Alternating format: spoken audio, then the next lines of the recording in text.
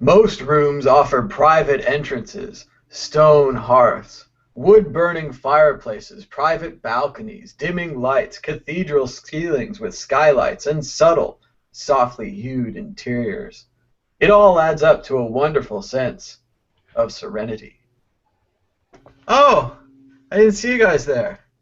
What's going on, Derek? Hey, Theo. You guys Thomas? want to do Oh, a hey, Bitcoin what's up? talk show? Oh, hey, man. I was just reading. What is it, Wednesday, about 3 p.m. on the East Coast? I think we should do a show. Think we might be a little late. We can do it anyway. So what's been going on, Derek? Hey, you know, the Bit movie visited Keene, New Hampshire yesterday, where I'm broadcasting from. Two individuals came with video cameras to report on 101 deals and our Bitcoin vending machine. Of course, it's a thrift store, for those who aren't familiar, in Keene that accepts Bitcoin for everything. It's started by some freedom activists who are really enthusiastic about Bitcoin and have been working in the Bitcoin space for several years. James Cleveland and Jay Freeville are the owners, and it was really exciting to be able to talk with them about how great Bitcoin is for merchants. And yesterday, in fact, our first customer of the day was a new Bitcoin user. Phyllis at the local bar has been accepting Bitcoin for tips for the past few weeks, and recently she said, oh, Bitcoin went up a little bit, I think I'll spend some. And she went to our store to buy a few items. So that was very cool. It was her first experience. Her comment leaving the store was, that was faster than a credit card. That made me really happy. That's so cool, and she can buy anything at a thrift store, and that's so cool for someone to be able to directly convert their tips from Bitcoin to a useful or a fun item, something nice from a thrift store. And have you guys gotten a Piper wallet printer yet? I think that's what you guys need to get next to go with your Bitcoin vending machine. Even if you don't have the cash, maybe we'll have a fundraising drive. I think they're only, I don't recall how much they are. I agree with $60, you. $100? So while BitMovie was at our store last night, the owner came up with a clever idea. The director of the movie was asking, hey, do you have any sort of paper wallets? Because we'd like to be able to give them out to some people on our journey. I said, no, you know, that would be really great. Thomas has this Piper wallet next to his Bitcoin vending machine, but we don't yet. When the owner came up with this clever idea, what if 101 Deals Thrift Store in Keene issued gift certificates that were also paper Bitcoin wallets? Of course, we would redeem them for their cash value at the store or their Bitcoin value, but you could also use them to buy anything in the world with Bitcoin. You could pretty much print your own money. They'd look like paper wallets, but you could style them up however you want. You could put a porcupine in the center, or you could put a picture of the store, or whatever. I mean, you put a picture of the store on the back, right, with the grounds and everything, all the classical features. And on the front, you could put the porcupine or your mascot or just a Bitcoin. And really, with a public and a private key, I mean, I guess what you really need is one of those, like a paper thing you could put over the private key, or maybe fold it somehow, put it in an envelope. But yeah, as long as they kept the money in there, it would be worth that amount. Plus, they could use it as a paper wallet. They could send more money to their gift certificate account. And if they didn't want to spend it in your store, they could spend it anywhere else with Bitcoin or import it as a paper wallet. Man, I think that's brilliant for stores. I think you guys should get on that. And when you do a big news piece about it. Do a press release like, we're issuing our own gift card savings account. It's everything. It's an entire bank, and you could give out the change in those. You could be like, instead of change, would you like a dollar or two on your Bitcoin account? Oh, That's an idea I hadn't considered. Another cool thing that happened this week was one of the customers came in who I didn't recognize. He saw that we accepted cash, Bitcoin, and credit cards and said, oh, wow, cool, you accept Bitcoin. Opened up his wallet and paid instantly. Had no questions about it, just was very familiar with the process. I didn't have to walk him through anything. He was just excited to be able to spend Bitcoin somewhere. I didn't know this guy from Adam, so I think that's pretty exciting that Bitcoin has reached a level of saturation where even in the boonies of New Hampshire, there are people with smartphones who are ready to spend Bitcoin in regular stores. Very cool. well, and I was thinking about that the other day when I went on a bike ride. All I had with me was my water bottle, my phone, my headphones. That's it. And I got out there and I was like, boy, if there was a shop nearby where I could, buy a granola bar or half a sandwich and pay in Bitcoin with my phone, maybe even use their internet. I mean, I have a little bit of internet left, but that would be great. But it's just not yet in my area, not yet in a lot of areas. But soon, we're not going to carry wallets anymore. We'll just carry our phone. We're not going to carry the. Think about this. We need a digital driver's license. I was already, when we were chatting with James Bang in Hong Kong, he kept he's lost his press pass a couple of times, so we have to bring it up on screen for him really quick, but it works. The people are like, oh, this is a press pass and it works. The same thing should be true for your driver's license. Think about everything that used to go in your wallet. Gift cards, rewards cards, pictures of your family, your actual identification, your insurance information. All of those things need to and will be converted into your smartphones very soon. Yeah, I don't oppose any of those ideas. However, driver's licenses are bad ideas off the blockchain and on the blockchain. Although, I mean, maybe if they won't do it, we could have one of those little plastic wallet things that goes on the back of a phone. I have a couple of those from the convention. You could just put your one driver's license in there, and then the rest. Oh, you have the full wallet. So this is what I use. This is what I'm charging my phone right now. But if I'm walking around with my phone, I've got it in a little book, and then when I open it up, it's got cards, money, and driver's license. So anything I need is in here. Of course, Bitcoin would be a lot easier. I wouldn't need the cards and the driver's license and the dirty cash, but we'll get there one day. Getting close. Oh, and remember, you can call the show today. Actually, do we have both lines open, Derek? Do you have your lines open as well? All lines are open. Okay, because I set mine up. I wasn't sure if you were going to be here, but let's go ahead and we'll tell them yours. We'll see if they can, because you have a slightly better system. So let's go with yours. Yeah, and I like the way it sounds. So our number is 1708-23 coins. That's 708-23 coins. You can also Skype Bitcoin Talk Show or tweet at BTC Talk. I am monitoring each of those avenues. So if you have any message for us, that's a place to convey it. I think you can also send a question via the YouTube chat, right? Yep, we've got the question and answers. If you click on the screen or tap on the screen, it'll log you into Google Plus if you have an account, blah, blah, blah. And then you can ask a question. Remember to just go and let your questions sit up there. Sometimes we can't get to them, but we will read them. We will comment on them if we have time. And it's a great way to interact and get involved with the show. And you can also contact us on Twitter, as per normal, at MadBitcoins. So let's see. Derek, we weren't sure you were going to be here this morning because you were going to court. What happened in court this morning? Well, it's hardly Bitcoin related, but I'll just share with you. You didn't want to go through it, or I don't know. Well, yeah, I really can't find. If I could find a way to twist Bitcoin into it, I would. Well, actually, okay, I accepted Bitcoin donations on this show and in other places to pay for my attorney's fees. So there you go. Bitcoin helped fund my activism in this regard. So I have been out of the civil disobedience scene. Some people know of my victimless crime spree back in 2012. I've cooled that off a bit because I went to jail and that wasn't pleasant. But I've been producing media ever since. Now, I recently applied for a concealed carry license here in New Hampshire, which is a shall-issue state, meaning if you're not a felon, you haven't been convicted of a domestic violence abuse, you shall be issued a concealed carry license if you apply for one. I applied, I was denied, and the reason given was that I'm not a suitable person. I've engaged in behavior that is assaultive and threatening, and those are the words of the chief of police, Ken Miola. He won't look me in the eyes. He won't have a conversation with me, and so it was really tough for me to be like, Ken, why'd you deny me? Let's talk this over. You should let me carry a gun concealed.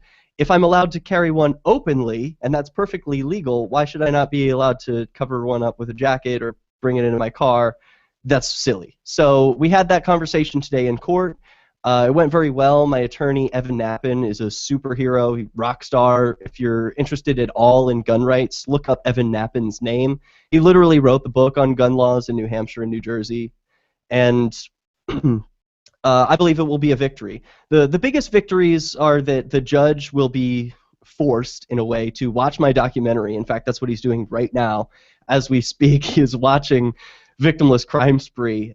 You can watch it yourself after the show at victimlesscrimespree.com. It's totally free. He did interrupt the court proceedings because I was a little bit advertisey when talking about my movie because I know that people are going to be watching the trial. So I was like, oh yes, I produced a movie in 2012 which you can buy online at Amazon at order.victimlesscrimespree.com. Hey, this isn't an opportunity for selling DVDs. And I'm like, all right, sorry. But that was a lot of fun.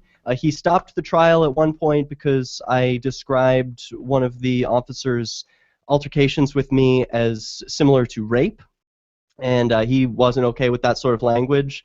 And finally, the state ended with the conclusion that I am a violent person, and they said this because I smile and laugh and don't take court seriously.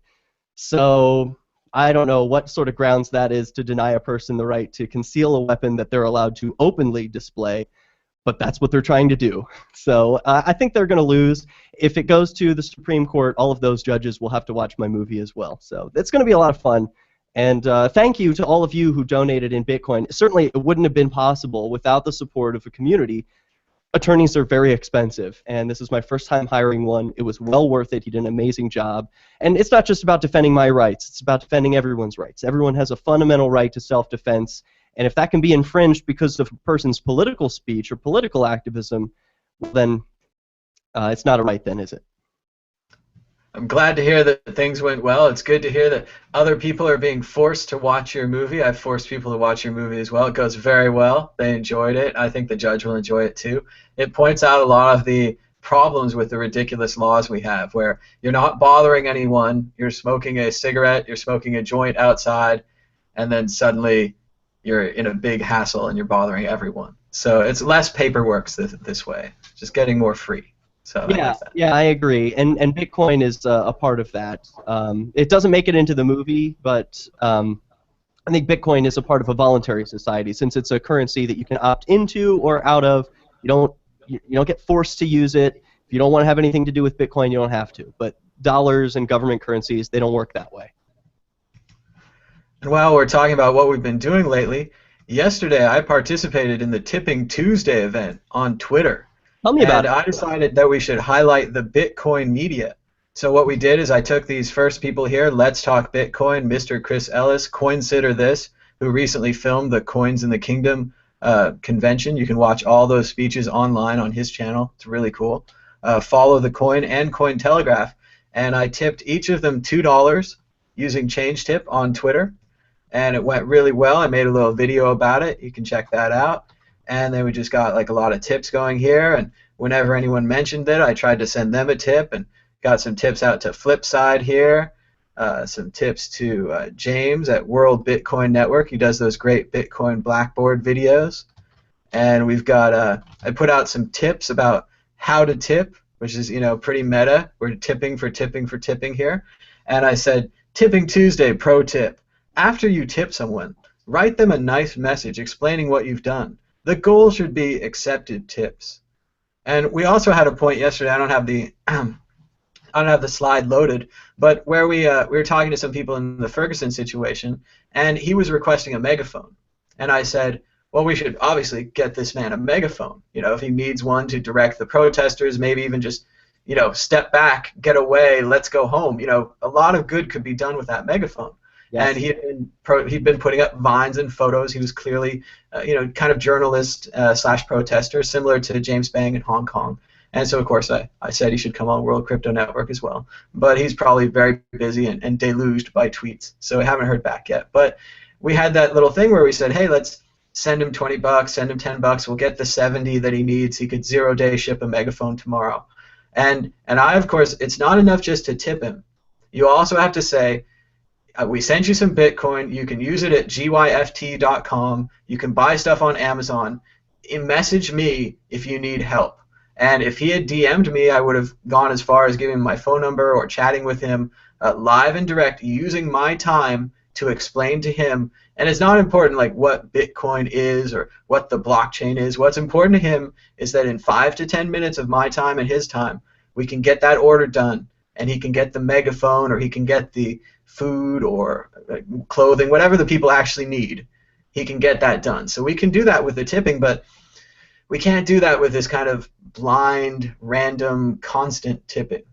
Like we need to be more direct. We need to be I more like the personal. blind. I like blind random tipping. I like it too, and I fall into it as well. I mean, certainly my tips It's to the like it Bitcoin. reminds me of Doge Rain. Yeah, I like Doge Rain, but Doge Rain's a different thing. I Yeah, I think that know. the Well, more personal you are, the more successful we'll be.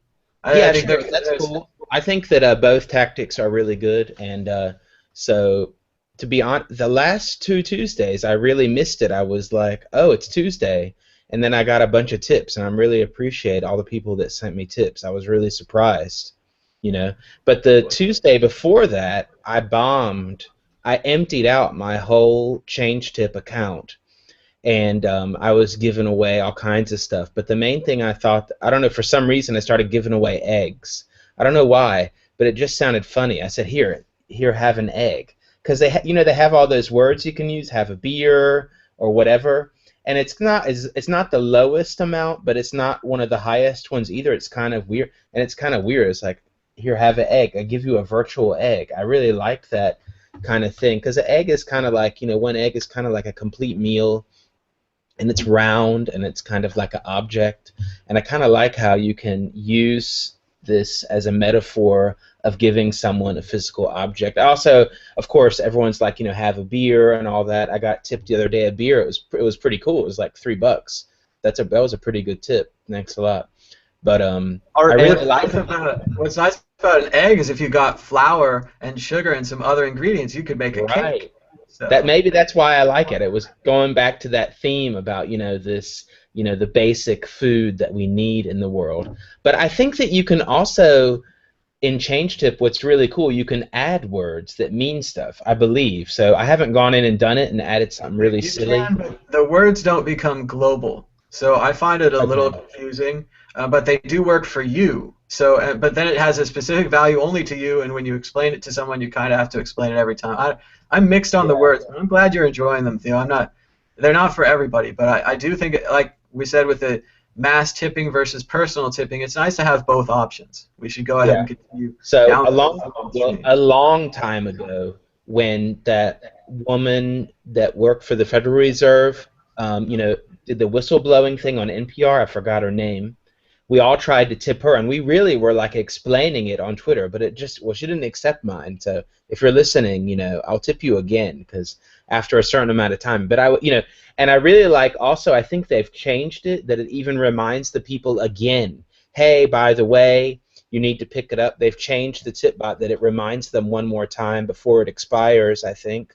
So that's really cool, and I really like the whole change tip thing. I mean, I want to make one for some, weird Theo coin or whatever, but I haven't got around to it. But who knows what's going to happen? Maybe we'll all have our own change bots in the future, tip bots. I mean, another nice thing for getting people to collect uncollected tips, and I suggested this to them, is a nice landing page that showed us how much was uncollected. Like we were trying to raise the $70 yesterday for the megaphone, but it wouldn't show us that. But then there's also, like Derek shaking his head, there's a privacy concern there too, isn't there, Derek?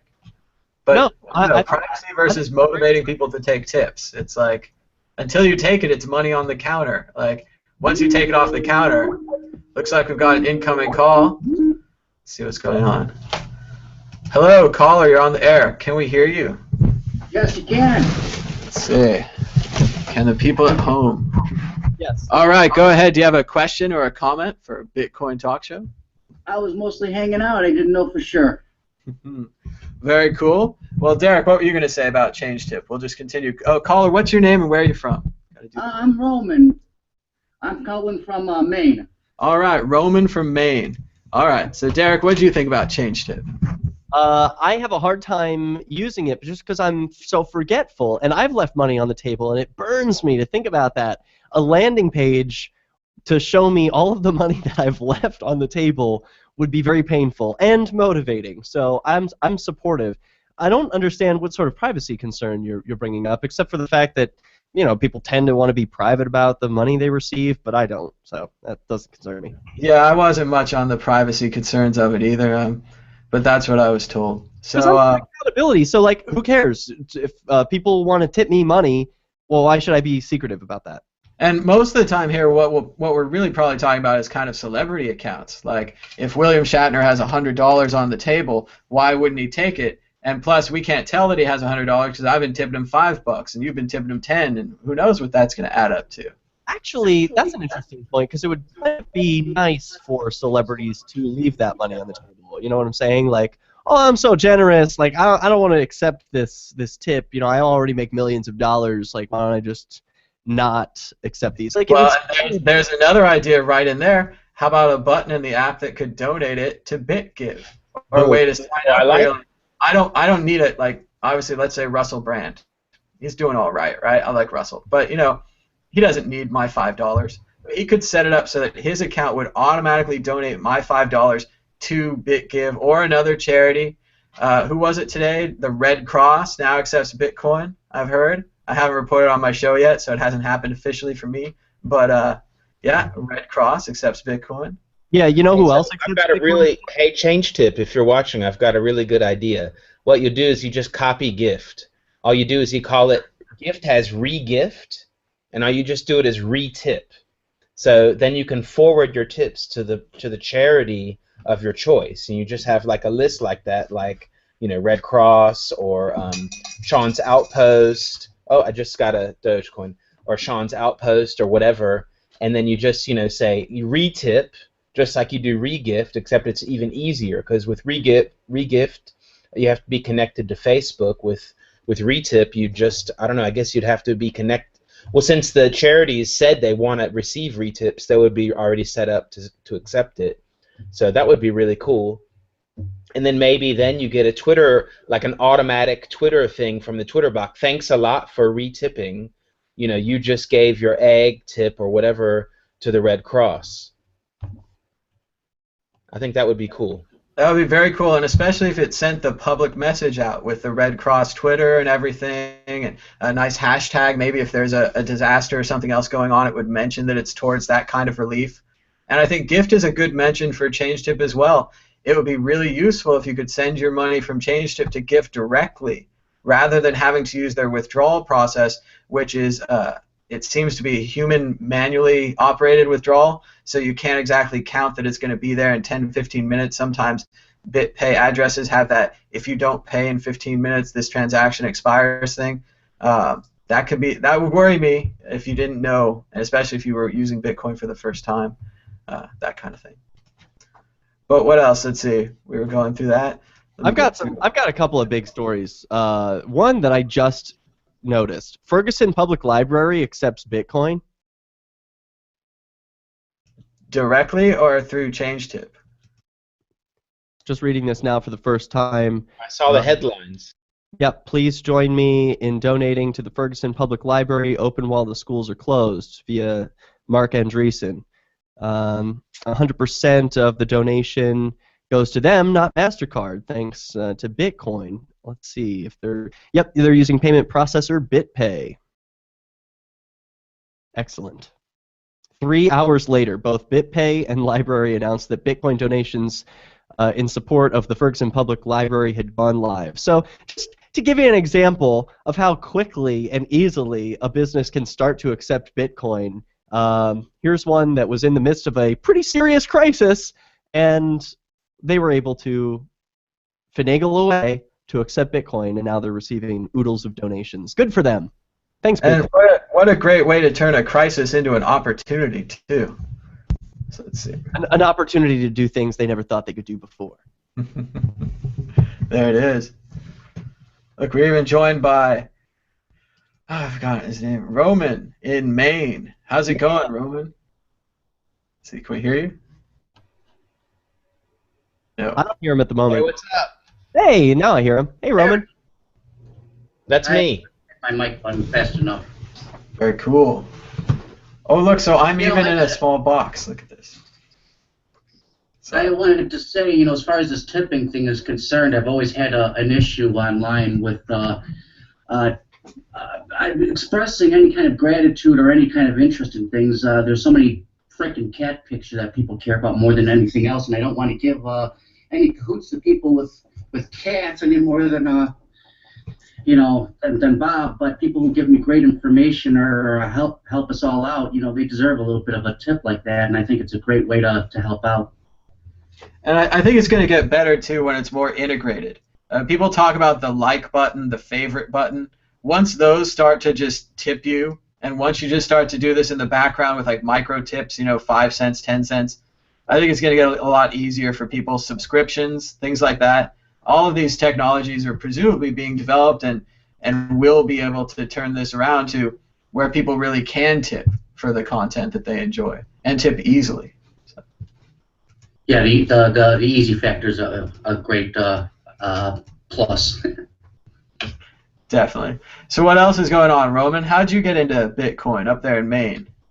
Well, about a year and a half ago, I heard about it. I don't remember exactly how, just going through the internet, and I got into it a little bit. But I'm not a person with a lot of money or many funds at all. I don't work, so I usually don't have any money. I get supported by my wife and everything. I shouldn't say all that, but anyway.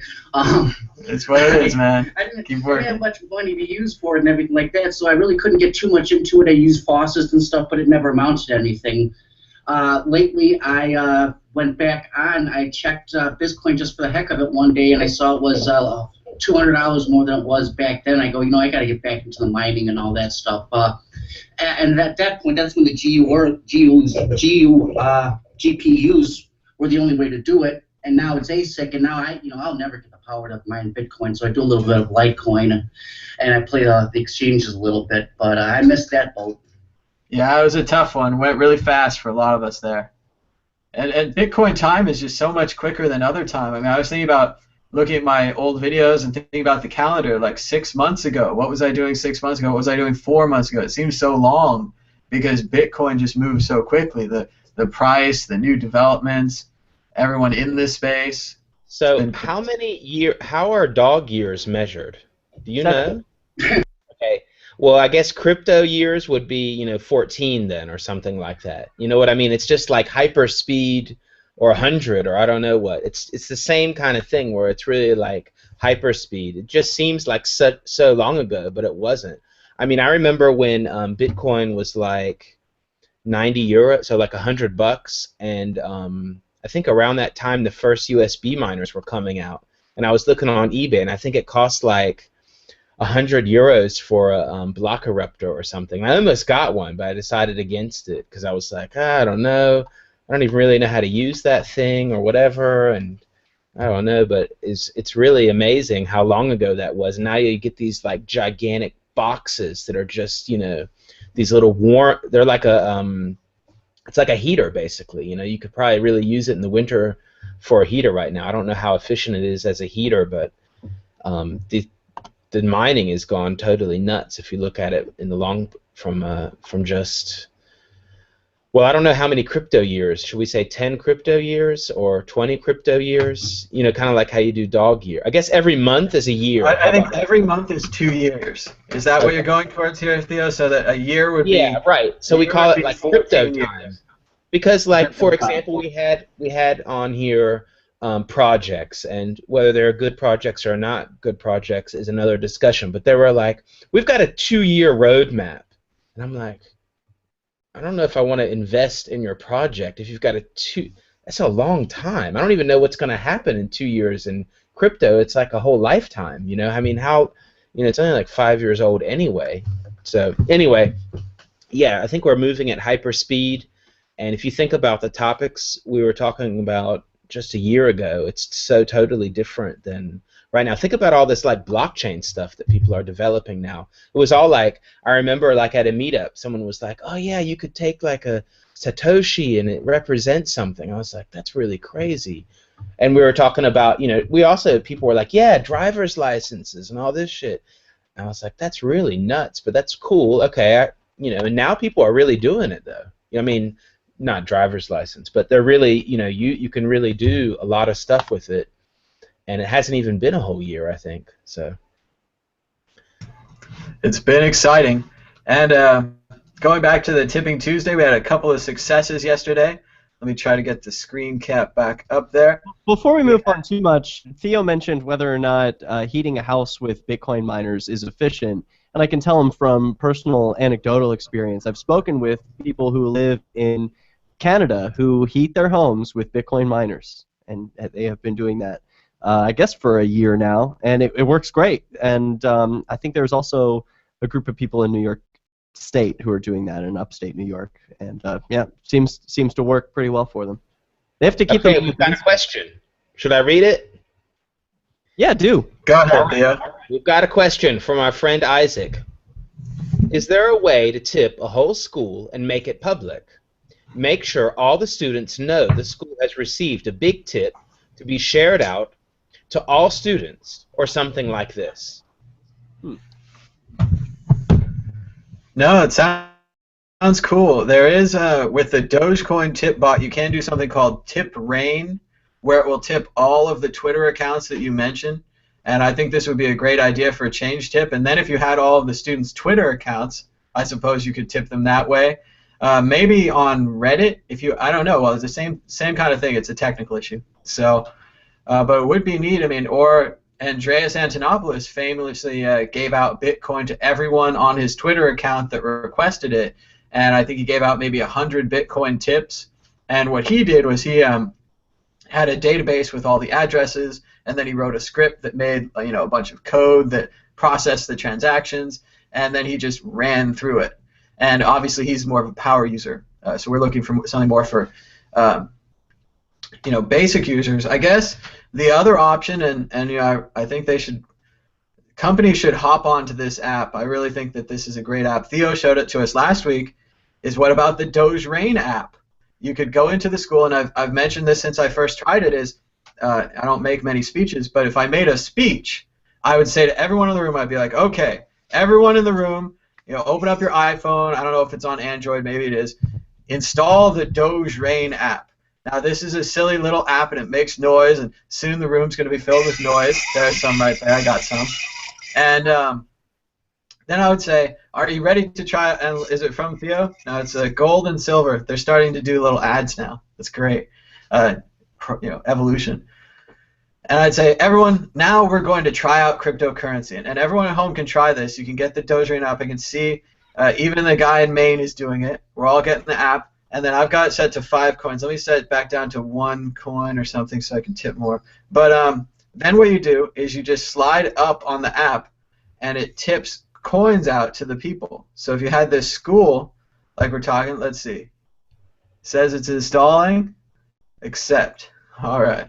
Let's see. I got to change it down because it still says 5 Doge. I don't know. It's set to 5. So there's 1 coin. So you just slide up, and it slides the coins. So if you had the people in the audience that are like listening to my speech, I'd be like, boom, all of a sudden you're trying out cryptocurrency. Like maybe, I don't know if you have enough to withdraw it out of the app, to put it into a wallet, to try a paper wallet, all of these things. But here's Derek's trying it. So I just downloaded the app, and it starts out looking sort of like this. You have 0 Dogecoin. Oh, look, I just received some Dogecoin. That was pretty nice. So my phone shook, it made a noise, and it looks like I've got 5 coins. So now I told people on Twitter to start the Doge Rain. Sometimes there's organized Doge Rain where everybody just throws Doge at each other, basically. Listen to this sound. I know the sound's great, and it just stays on. I don't think there's a way. I don't know if you can turn the sound off or if you can turn the volume down. Why would I want to? No. Look, infinite tunnel. Woo! Coin! So let's see. I have 6 Dogecoin left, so I'm going to let them go. Here we go. Oh, and that's also, I can reveal if you guys didn't know, that is the voice of Stephanie Murphy from Let's Talk Bitcoin. So very cool, Stephanie. And yeah, she says, Doge Rain. Huh? Stephanie is the voice on Doge Rain? Yep, Stephanie is the voice on Doge Rain. There's also they probably hired her through her voiceover work. I don't know. Let me tell you the trick. There's a hidden voice. So what happens is, it's Stephanie. It just goes, coin, coin, the single ones, right? So I'm gonna.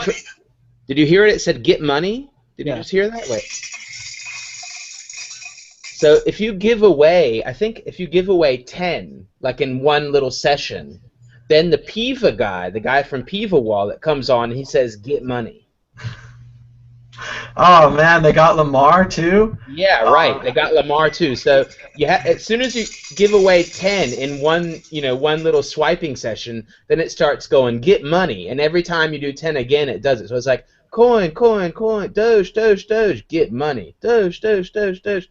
So it's a really cool game, and I really like how they gamified, just giving Doge away.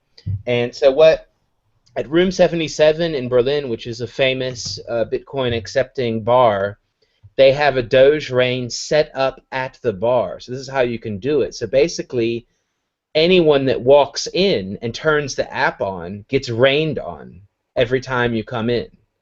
So you get a few Dogecoin for just coming into the bar.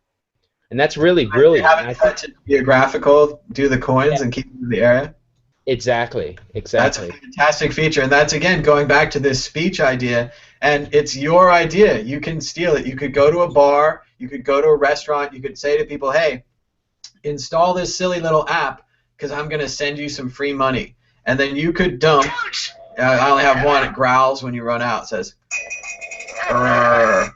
But, yeah, you could send them some free money. They could try out Bitcoin, and what would really be nice, this is a very basic, kind of feels like a 1.0 version of the app, but what would be nice if it put in some evangelism as well, and not just for Doge, but for generalized cryptocurrencies. Like, this is a cryptocurrency, you're receiving a token on the blockchain, it's recorded in a big ledger, maybe a little story, just a basic thing, and or even just links to web pages or the We Use Coins video, something like that. What do you guys think? I got 7 Dogecoin. I love it. Awesome. Isaac is saying, I feel left out. I'm going to make it rain. And then he also says, Doge Rain rocks. And then he also says, the app is a wallet. They call it a play wallet. I guess instead of a hot wallet or a cold wallet, this is now a play wallet, which is fun. And you said, Theo, even your kids use this wallet? Yeah, so I showed it to my kids, and they're totally addicted to it. That's pretty cool. If I'm just around and they're like, can I use your phone? I want to give away some Dogecoin. I mean, they just like swiping it. I like it. And the learning part is we always look at where it lands, so what cities and stuff. Oh yeah, it tells you that. That's the learning. The learning part is what it does teach. Even though this is centralized on the app server, it's not on the Doge blockchain unless you withdraw. It's still teaching kids how fast and how frictionless cryptocurrency is. Oh no way! So it gives a name. So I just received some from Be Excellent in Germany. For example. Yeah. So it's great, and so you can learn geography. Is that you, Theo? Are you Be Excellent? No, I'm Sound Wallet. I don't wait. Okay, I'm mad Bitcoin's on here, so here's 7 more. I just downloaded mine, so how do I know? Oh my god, I just received some from Morristown. Right, exactly. So that's the real cool part is the geography. And then if you go to dogerain.io, they have a world map, and you can see the last 100 rains where they came from. And I also want to tell people, if you look at that map and you see some people that are located in the middle of the ocean on the equator, that's where they don't know where your GPS is. They couldn't identify it, their system. So if you're wondering what these random people in the middle of the ocean are, it's just, but most of the time there's only 1 or 2 of those where they couldn't identify. But yeah, then you can even zoom in. So I've seen my own rains before, and it's really crazy. So what I'm looking at here is you can also send the Dogecoin from this app to another one. It's got a nice little easy explanation how to do that. Send coins or pay out, or add coins from a local wallet. Of course, you need something to start with. Right. So I think the local wallet is you just download a wallet directly on your phone. It's like, yeah, that's a local wallet, and you don't have, and it will just, I think it'll just transfer them over pretty easily. So I think it's made really well, and they're still developing it a little bit. And of course, it has a really big potential for being used with other coins like Bitcoin or whatever other coin, I think. And I really like the fun aspect of it because we need everything. We need serious stuff, we need privacy stuff, we need political stuff, we need financial people, and we also need fun stuff because that's what life is about, right? Woo! Yes, life is about fun. Here's a picture of the Doge Rain map at dogerain.io, just like Theo said, and Isaac says that he got one from Mad Bitcoins. Cool. I've got 4 coins left, and another nice thing about this is that I don't know. I'm at a pretty much 100% giveaway ratio here, so I just keep giving these coins away. I'm not really trying to make any. At one point, I had a couple hundred Doge in here, which I don't even know what that is in pennies. But it's a fun tryout app for cryptos. So there's even another level, not to go totally on this app tangent on this app, but you just mentioned that. Thomas, can you please put your app up to the camera again? Because I want to see the background color if you have it open. Because as you can see, if you look closely, mine is red in the background. And yours is a different color, right? Black. Mine is black. Right. So if it's red in the background, that means you've received more than you've given. The color will change depending on what kind of shibe you are. And what you do is you go over here to the symbol, I think the wallet symbol. No, wait, excuse me. You go over to the rocket symbol on the app, and I'm going to try to show you. And then you go to high scores. And high scores is proof of awesomeness, and it shows the biggest rains ever, so given away in one swipe, and the biggest rains recently. Hold on, I'm trying to find out. It tells you what kind of shibe you are. Edit profile. Shoot, I can't find it. Okay, well, if someone knows better. But it says, like, you're a generous shibe. You're a giving shibe. There's different levels. You click on the amount of coins at the top, where it says, like, four coin rain or something, and it says, you are a throwback shibe. Exactly, right. So I'm a collecting shibe. That's why I'm red. So I've got a giveaway because I've got like 4,000 or something.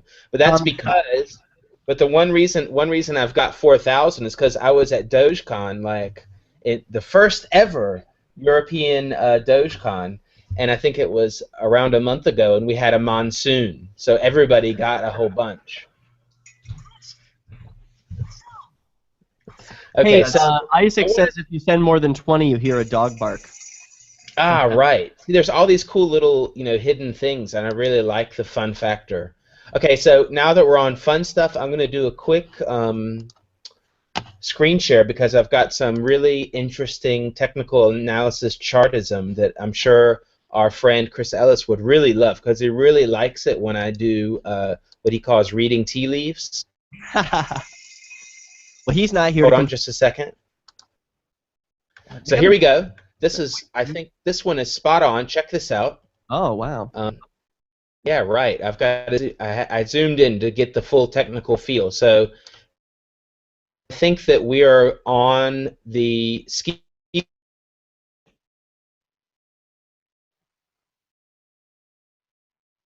on down the I'm doing slide. But as you see, here we go. So we're going down the ski slope. Excuse me, it's a ski jump, just like the Olympic sport. And we're about to take off. So I thought this is a really good technical analysis of the situation. As you can see by the moving averages and the way that they're crossing, that it's definitely the trend of the ski jump has been confirmed. What do you guys think? Looks flawless. I love the little skier guy. I think that really does it for me. Okay, and I've also got. I wasn't sure about your analysis, but now I think it's spot on. Well, I'm mostly right, of course. Okay, so let me go back to screen share. I've got something more serious. I don't know if I'm still in it. Yo, no, just a second. Hold on. Yeah, we're really good at using technology here, ladies and gentlemen. Okay, so all right, right when I showed the picture, of course, I forgot the speaker's name, but he's pretty famous. Hold up.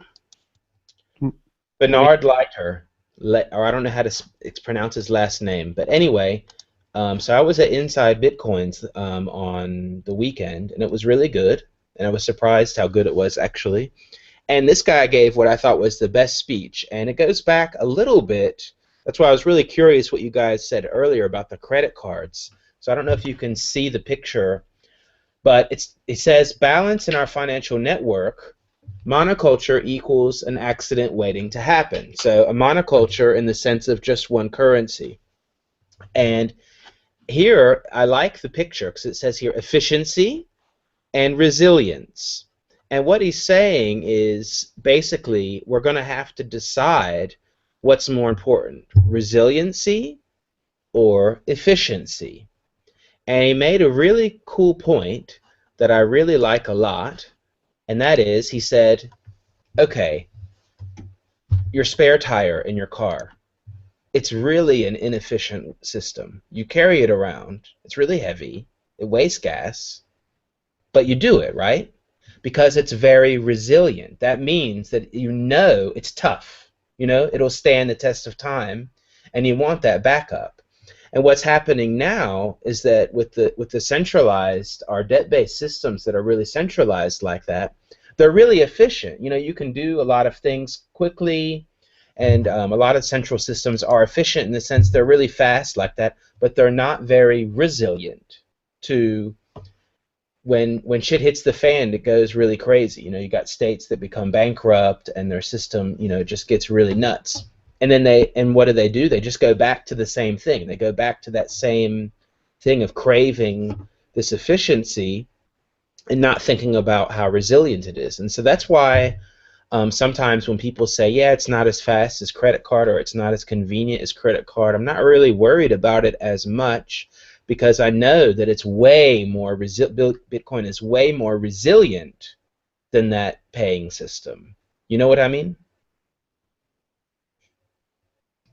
It is more resilient.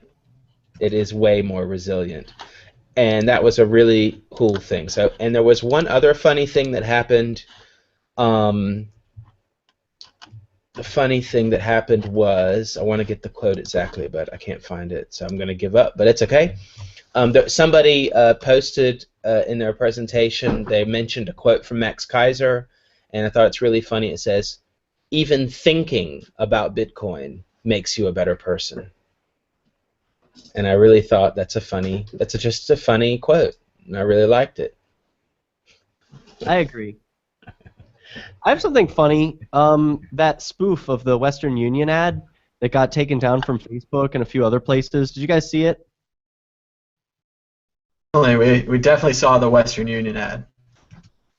I mean, I'm sure you guys talked about it on other shows, but we haven't talked about it on a Bitcoin talk show yet. Here's the ad for those of you who haven't seen it yet. It says, Western Union, send warm wishes today. For only $5 transfer fee, send up to $50 for pickup within the U.S. Holy shit. And then, alternatively, side by side, someone put a Bitcoin graphic that says, send warm wishes 24/7 for only 1 penny transfer fee.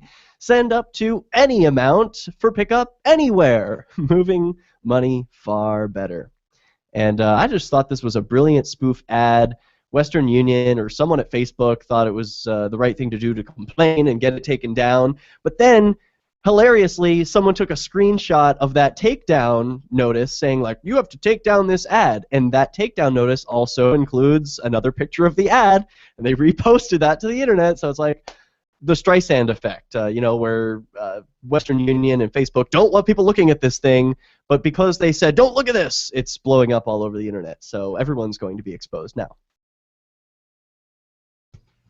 I agree, Derek. They should have just left it alone. And then the next day, someone made another parody ad that on the left side has the form you have to fill out to use Western Union, and it's antique and complicated, has gray boxes and black boxes and all these squares.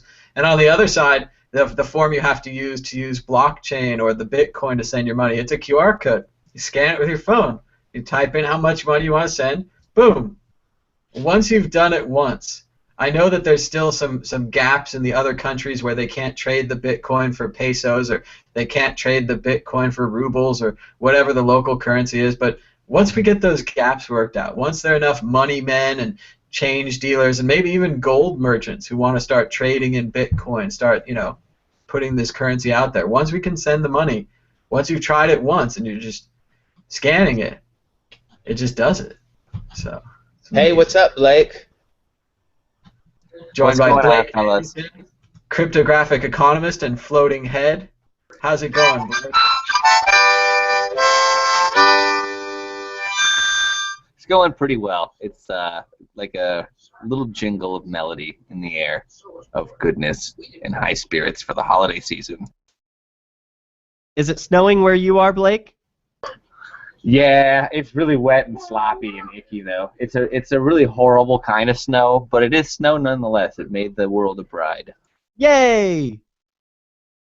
Well, that's exciting. It's good to have you with us. We were just joking about Western Union and how backwards and old they are.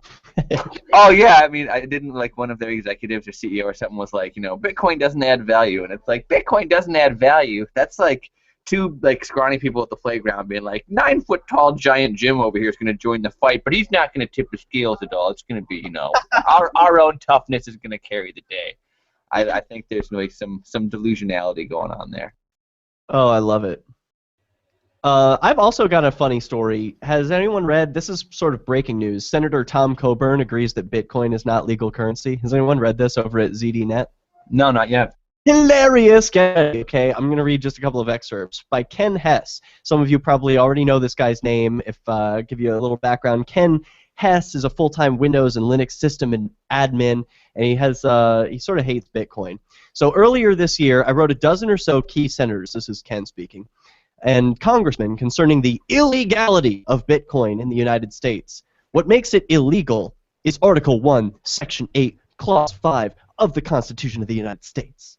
Only the U.S. Treasury can coin currency. If the U.S. government doesn't produce currency, it is illegal. End of story. Holy shit. Now you have the confirmation from the U.S. Senator to prove it.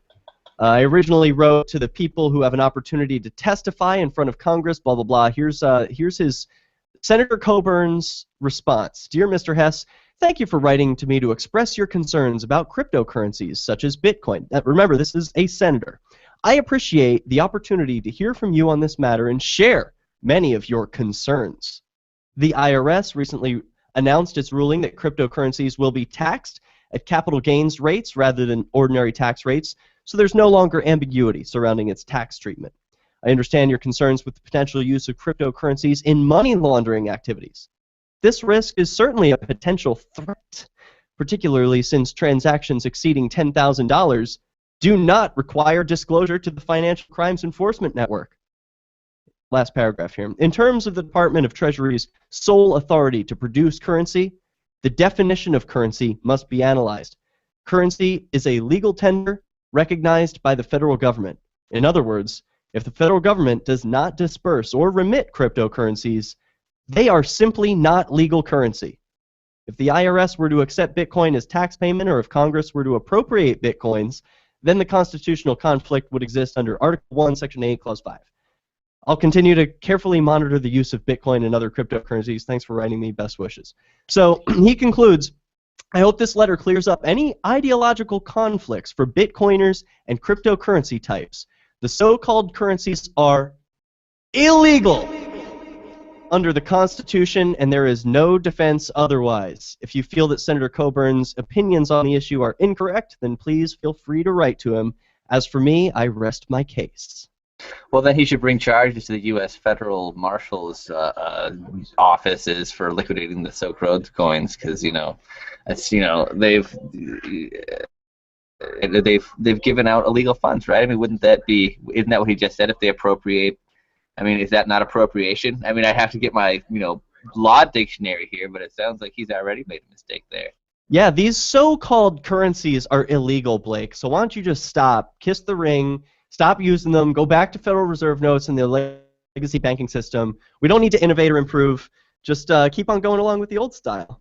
Well, and it's funny, too, the illegality of it, because it doesn't need the decree or the fiat element of it, because it's utility. It's the most saleable good. And so it naturally emerges kind of like the M-Pesa. Like the legacy systems are so far behind that things that aren't even supposed to be currency that have more of the features that currency should have, divisibility and not just a lot less weight. Like gold has a lot less weight than if you were to have lead, but having zero weight. So the utility emerges, and that's why it's currency. So the legality of it is tough shit. Holy shit, cool story, man. It's clickbait. It's kind of fun. It would be like him saying that trading in cell phone minutes is illegal currency. I mean, people want to trade cell phone minutes. That's up to them. I mean, it doesn't involve you. Stay out of other people's business, Ken and Senator.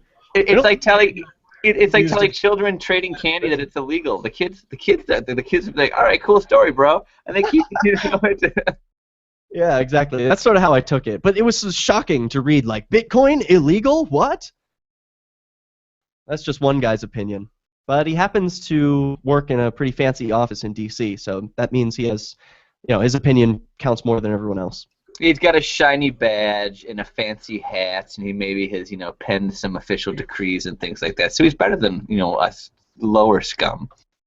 Yeah. Well, anyway, I thought that was a pretty funny story. And earlier today, I was reporting, before you joined us, Blake, the Ferguson Public Library is now embracing Bitcoins.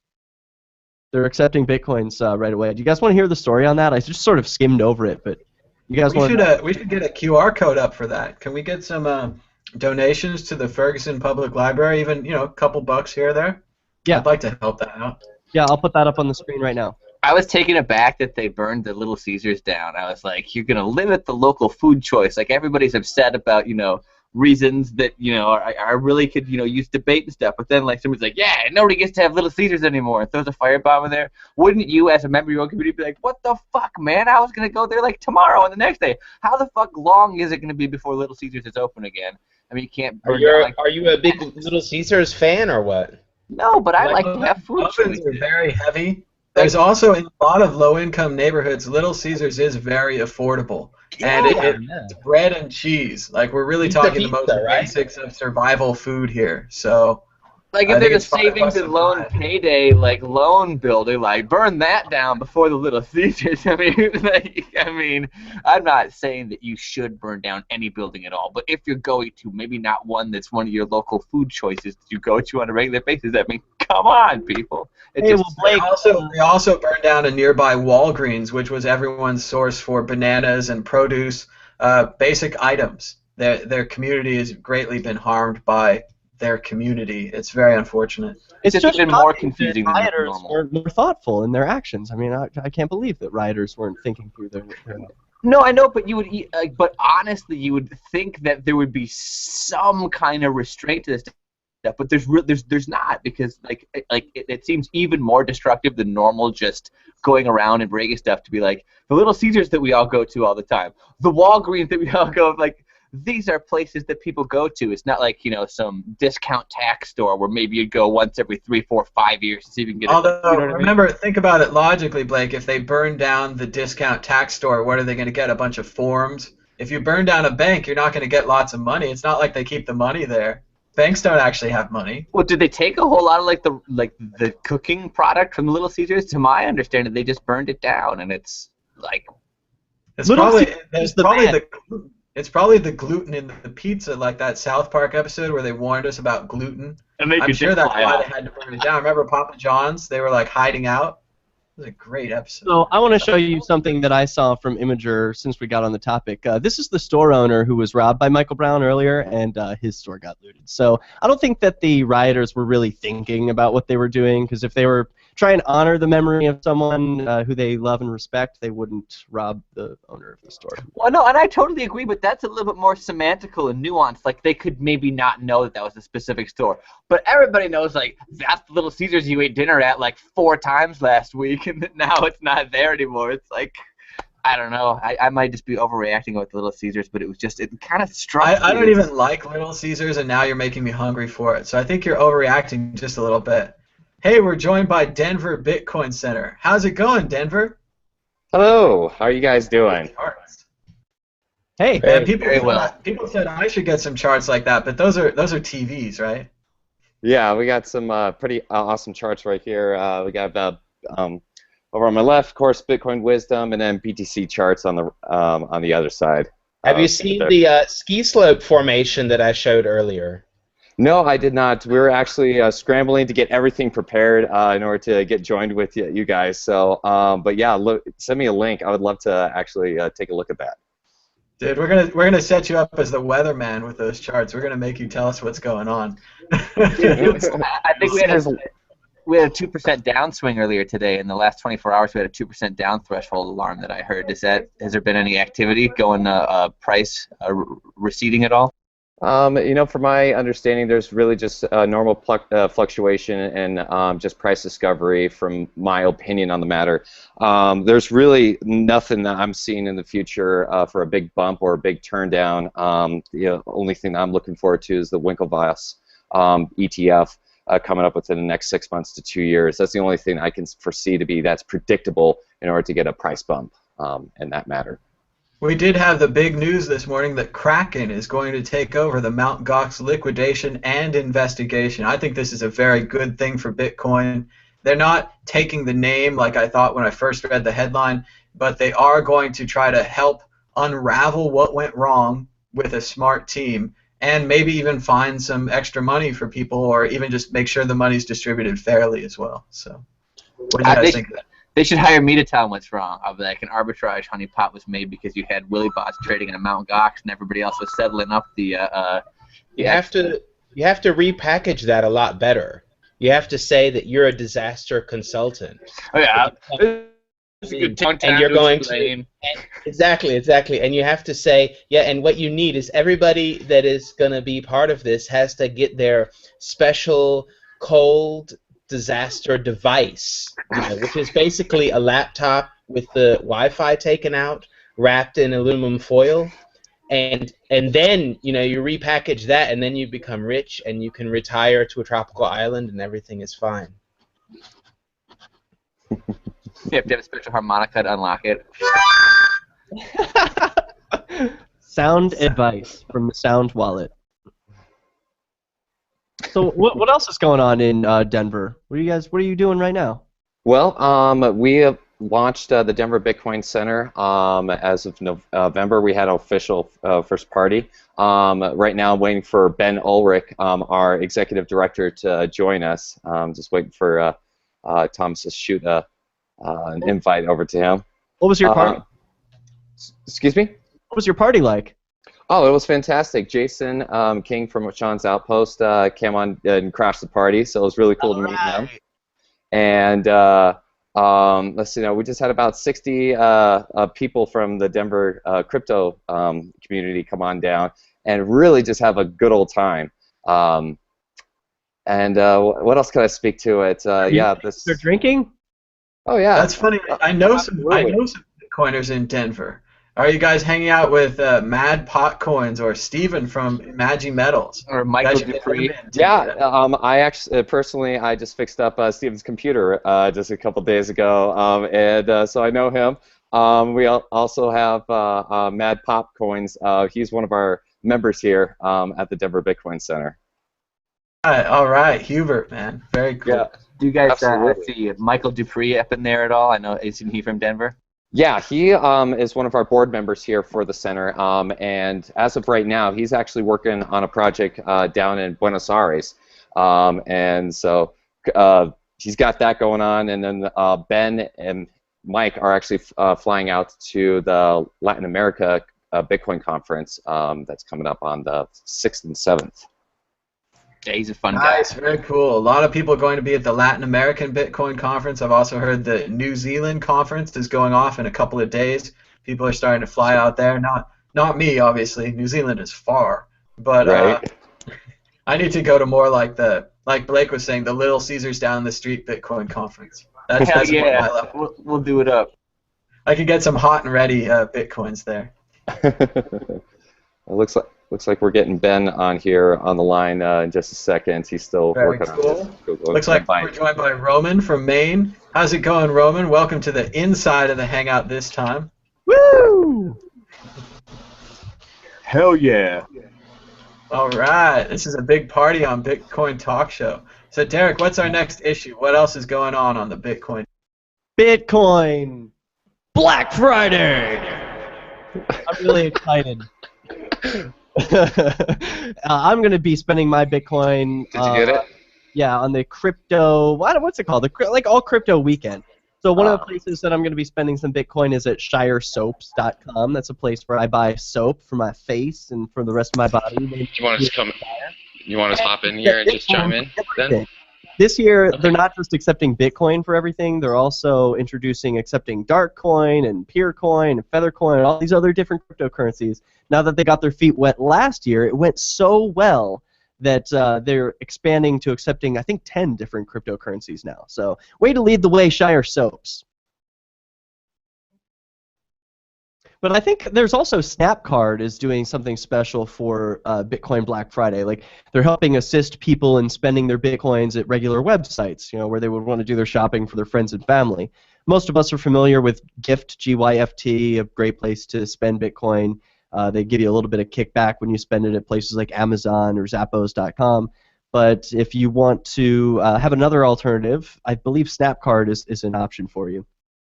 I like to start at overstock.com and then try to find what I can there because they have really good prices. And then if I can't find stuff, I'll go to bitcoinshop.us, and if they don't have it either, you can send them an email, and if it's a big enough item, they'll just be like, we'll work out a way that our company will just like get it and then be a middleman so you can buy it with Bitcoin. So that's really cool to remember too. I bought 2 like ultra expensive big forced air conditioners through there when they were like, well, we'll just make it happen.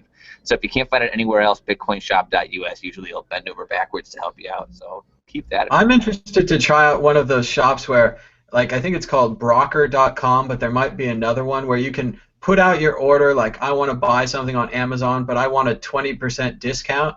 Then someone comes along and they want to buy your Bitcoins with their credit card, so they're willing to pay you a 20% fee or a 10% fee on top of that. That sounds really cool to me. Then you get a discount. It doesn't exactly give you an instant purchase. It's more like turning your purchase into a stock market where there's other purchases that people can choose from. But that sounds pretty futuristic. I might have to order something that way just to try it out. Although I haven't been very capricious with my money lately. But let's see what else is going on. Roman, do you look forward to buying anything on Bitcoin Black Friday? Anything you've been thinking about getting? Nothing in particular, actually, but I am very, very eager to try to go spend some Bitcoins on Bitcoin Black Friday. It's going to be fun. You're just going to browse the deals, see what's going on? Yeah. Unfortunately, some of the places I like to shop online aren't taking Bitcoins. Amazon. So Amazon is one of the best because you can always just buy things with GYFT. It's a little complicated. You feel like you're converting your money into Amazon money, and then you buy something with Amazon money, and it's a little complicated. Yeah, explain that to me, because I wanted to try to think about that as an alternative, but I have no idea. It's like almost like buying a gift card. It's just a virtual gift card wallet. It's really easy. I've used Gyft a lot. It's a really, really great system. When you move. So much better, Roman, than Amazon accepting Gyft outright. Like, I'm almost of the opinion, like, screw them, not even care about them accepting Bitcoin directly, because GYFT gives you 3% back. Is Amazon going to beat that? Are they going to give me 5% back when I spend Bitcoin there? I don't think so. So, Amazon, you just keep doing your old thing, and I'll just keep using Gyft. Thanks. Yeah, Gyft is righteous. That is part of the problem with Gyft, though, Derek, is that Gyft is hiding Bitcoin demand from Amazon. Amazon can't properly gauge how many of us want to spend Bitcoin there directly because we just spend it through Gyft. In the same way, Whole Foods, Target, these real-life brick-and-mortar merchants, they're kind of missing out. Gyft is really kind of taking the middle there. It's interesting, but we'll see how that turns out. So I'm doing a sale on Bitcoin Friday. You can buy a sound wallet at soundwallet.net for 25% off if you use the discount code Bitcoin. And that also includes the new dark tape sound wallet cassette. So it's basically the same concept as having one of these coins that already has a private key ready for you, except for you die in 7 days. Do what now? If you listen to it, do you die in 7 days? Well, I'm not going to give any. That woman comes out of the well to get anything. Maybe if you listen to it backwards, then you might have some issues with your health. But it's really all it is a private key on here, just like as the private key on the coins is protected with a hologram. This is obscured because it just sounds like some kind of sound waves, and you have to then read the sound waves with a spectroscope, which you can also download as an app, or you can use your desktop computer in order to read back, and then you see the private key with your eyes, and then with your eyes you read it and you enter it into your wallet. For example, private key import in Qt console, and then there you go. You've imported your private key. So this is a very obscure and interesting form of cold storage, and 25% off Bitcoin Friday. Soundwallet.net. That's the end The of my plot to advertisement. Inception. Do it now? What I like about it is I can just hide it on my shelf with my other cassettes, and it'll just blend Exactly. in. No one will even see it. Exactly. Like That's why it's some James just Bond shit. Exactly. It's just a plain black tape with nothing on it. Looks really normal.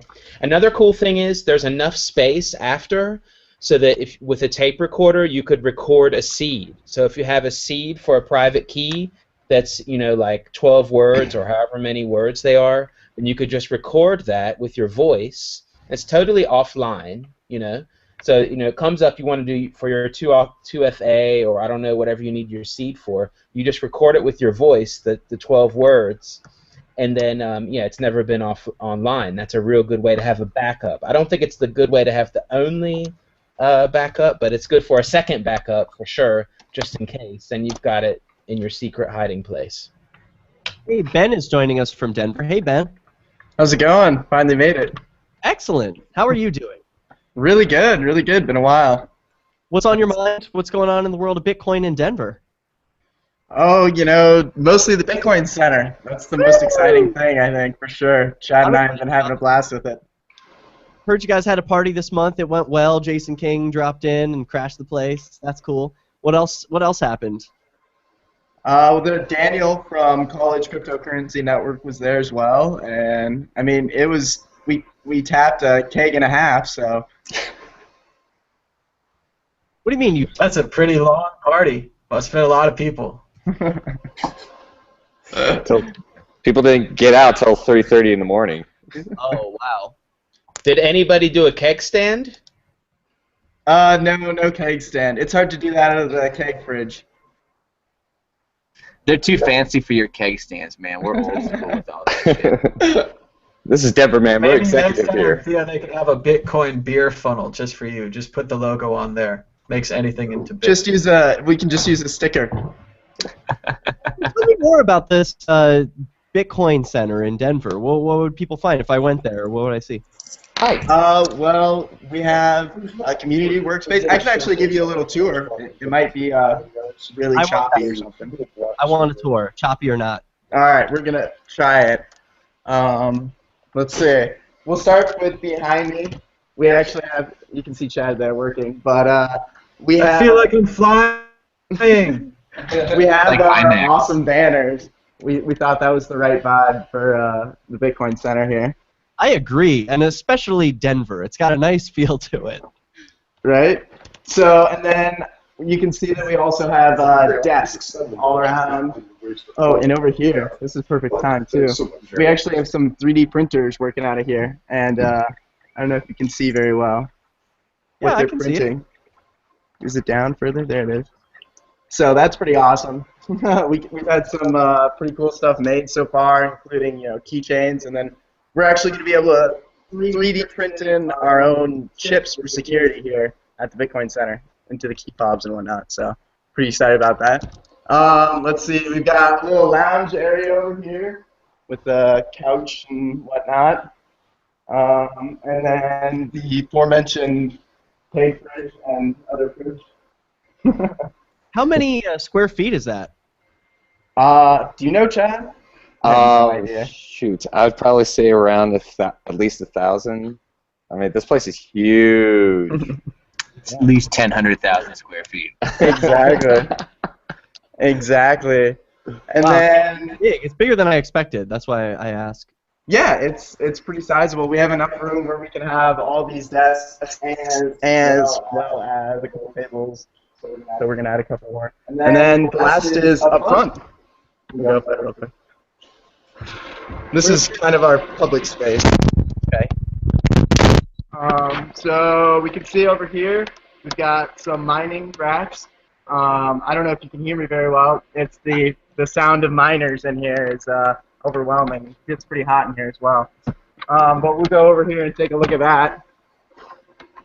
So you know, some people that know about mining stuff will recognize some of this, but we got some rock miners and a Terra miner and whatnot, as well as some just old-fashioned server racks for storing Sweet. things.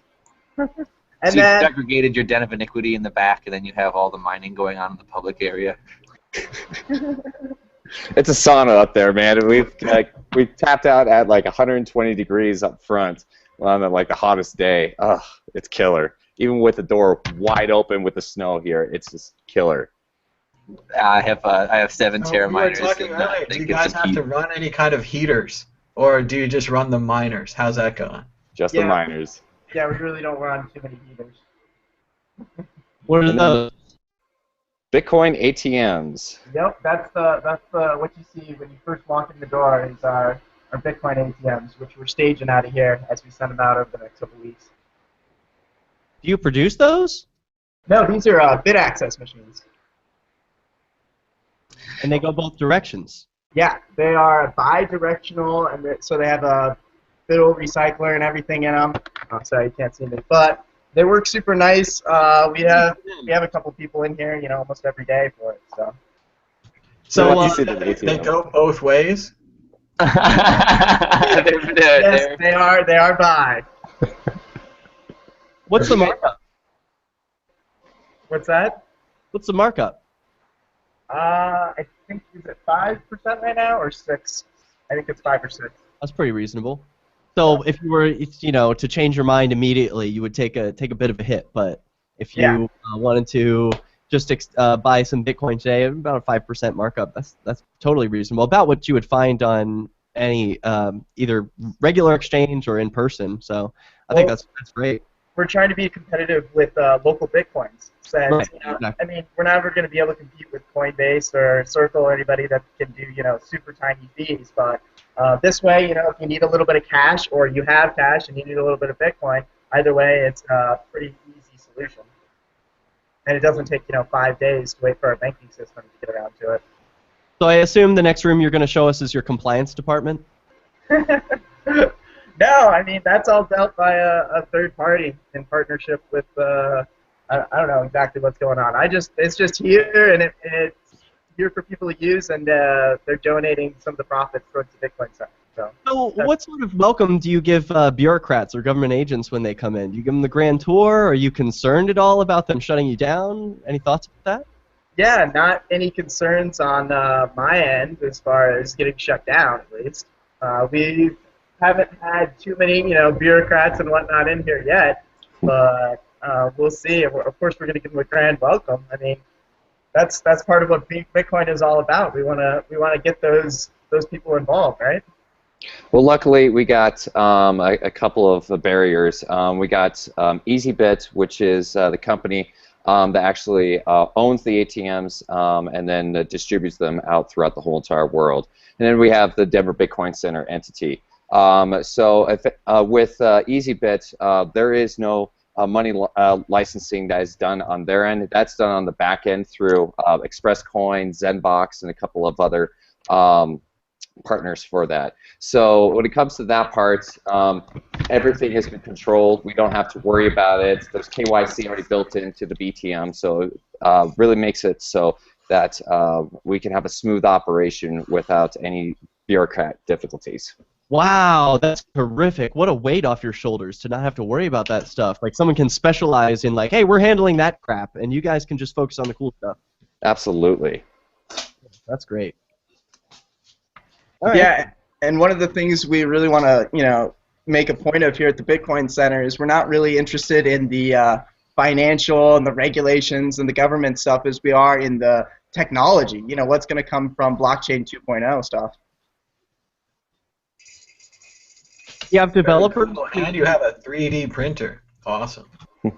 Well, yeah, developers who go there to like work on Bitcoin 2.0 projects. Is that sort of what sort of environment you're trying to cultivate? go ahead, Ben.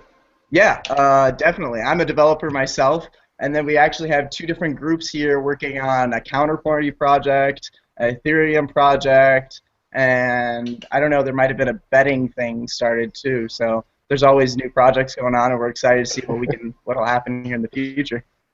Awesome. Yeah, the other thing I wanted to mention is that, yeah, so we got the 3D printing company by the Naramore brothers. I'll send out some pictures of them. They do some really great work. And then we got EasyBit at the BTM company that's hosted out of here. And then finally, a computer repair company that I own out of here as well. So we get to host some really cool, bright minds out of this place and collaborate and bounce ideas off of each other to, make the world go around.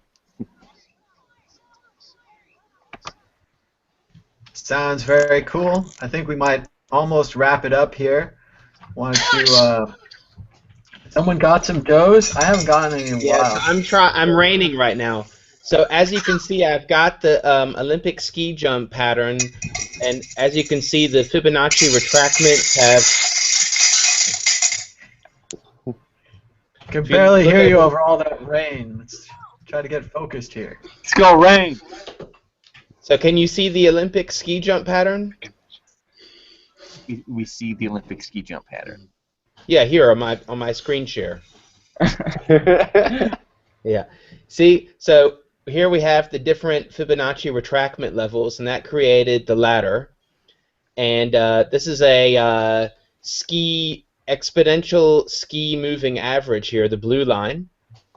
And here we got the green moving, so MEMA, so it's a moon exponential moving average, and that's showing us that we are in takeoff mode. And then it looks like this figure we have skiing down the mountain here is a 1990s troll figurine with a pink spiky hairdo. That could be it. Yeah, maybe that's the secret to it all. The troll figurine represents Bitcoin.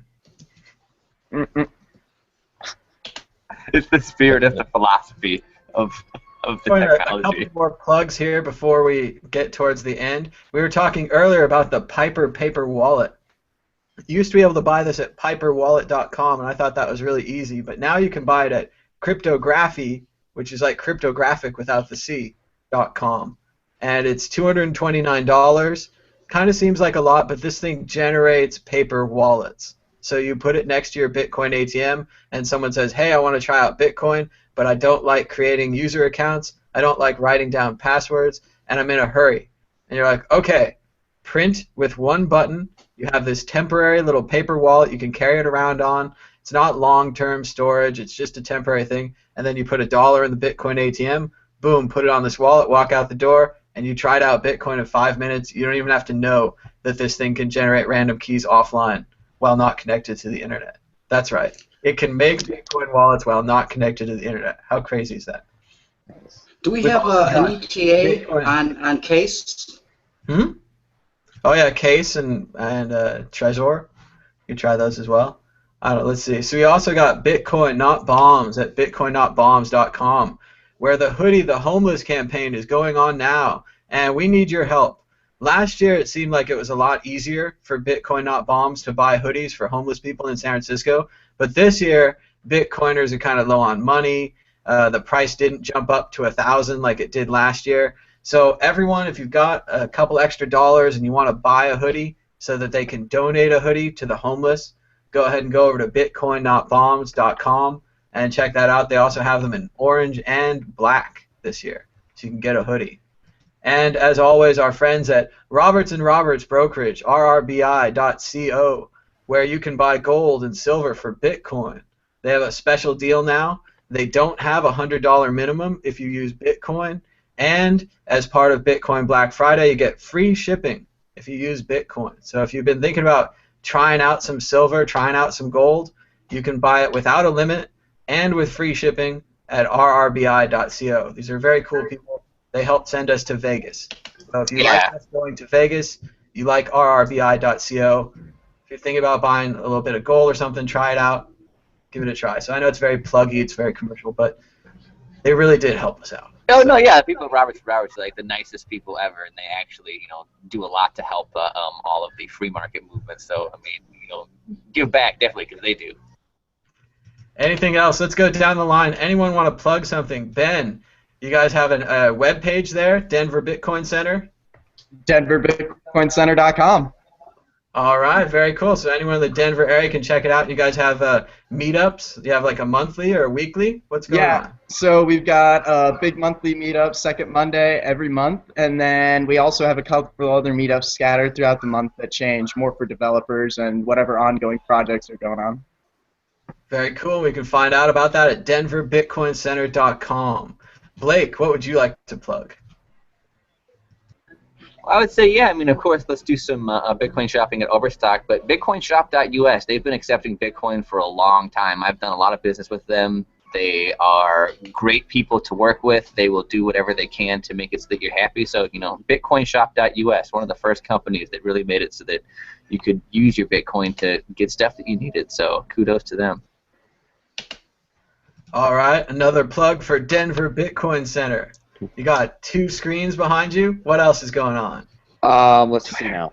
I just would have to say Twitter, Twitter. You got Den Bitcoin. there we go. Thanks, man. I appreciate that. You got Den Bitcoin for Twitter. You can find me, Chatastic, Twitter, and check out our website. We got all the companies that are involved with the Denver Bitcoin Center. They would love to see your support as well. Other than that, sexy charts. We got very, very nice stuff going on. Very cool. We've got Roman, our Bitcoiner in Maine. Anything to plug? Any goodbye notes here? Just Coindesk.com. That's where I got my first Bitcoins. My Twitter account, exception_11 at Twitter. Naked Bits. That's about it. Theo, Bitcoin Potato, and Sound Wallet with the new dark tape, showing us a black screen. What's going on over there? I'm scared. Poor Theo's computer broke just in time for his plug. Must be that Windows screen sharing software. We're going to move on to Derek. Oh, Theo's back now? No, it was just a ghostly image of Theo. But you can check out Sound Wallet at, I think, soundwallet.net, if I had to guess. Derek, anything you'd like to plug?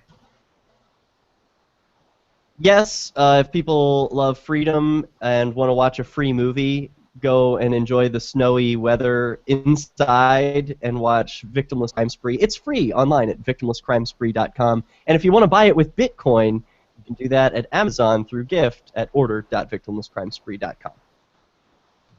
It's Very a good one. cool. I think we're out of time for today, but this has been Bitcoin Talk Show, and we'll be back next week, every Wednesday, noon to 2 Pacific time, or whatever time it is for you. Talk to you later.